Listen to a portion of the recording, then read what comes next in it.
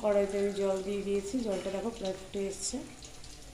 তার মধ্যে তেল দেওয়া আছে, অল্প পরিমাণে নুন দেওয়া আছে।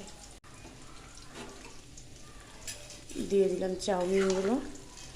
এগুলো একটু উতরিয়ে নিয়ে আমি ঝালজি থালায় ঢেলে নেব। তারপরে এর মধ্যে কি কি সবজি দিচ্ছি সেটাই তোমাদের সাথে শেয়ার করব। চাউমিনটা আমি জল ঝরিয়ে নিয়েছি, দেখো একদম, যেহেতু তেল দিয়েছিলাম জলের মধ্যে রিফাইন তেল, এর জন্য কিন্তু চাউমিনটা একদম দেখো ঝরঝরা হয়েছে, একটার গায়েও কিন্তু একটা লেগে নেই। কড়াইতে আমি দিয়ে দিয়েছি রসুন, এর মধ্যে দিয়ে দেবো সব রকম সবজি, এটাকে ভালো করে ভেজে নেব।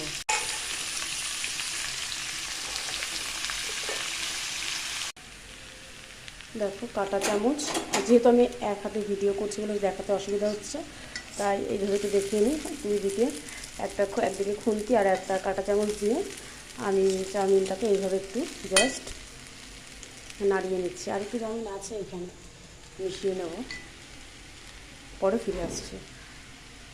আমার এগ চাউটা পুরোপুরি কমপ্লিট।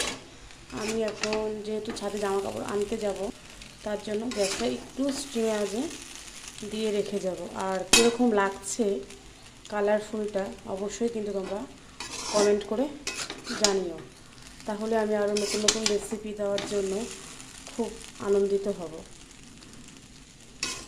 আমার আগে আরেকটা চ্যানেল ছিল, সেইটা নষ্ট হয়ে গেছে। সেখানে আমার প্রায় 200-র মতো সাবস্ক্রাইবার ছিল।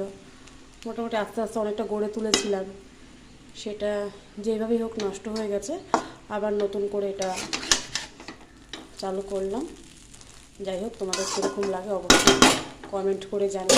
আর এখন চাউমিনটা আমি একটু স্টিমে আজে ঢেকে দেবো, যাতে সফট আর গরমটা থাকে। পরে আবার পরিবেশন করার সময় ফিরে আসছি। বাবা, চেটে পুটে খাওয়া চলছে। হ্যাঁ, চিলি চিকেনে সব ঠিকঠাক আছে?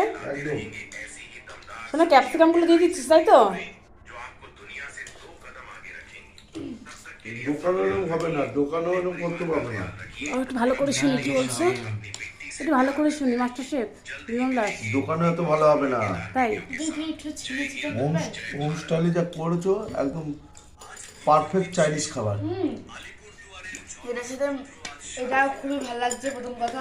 তার সাথে এটার সাথে যদি একটুখানি মিক্স ফ্রাইড রাইস হতো।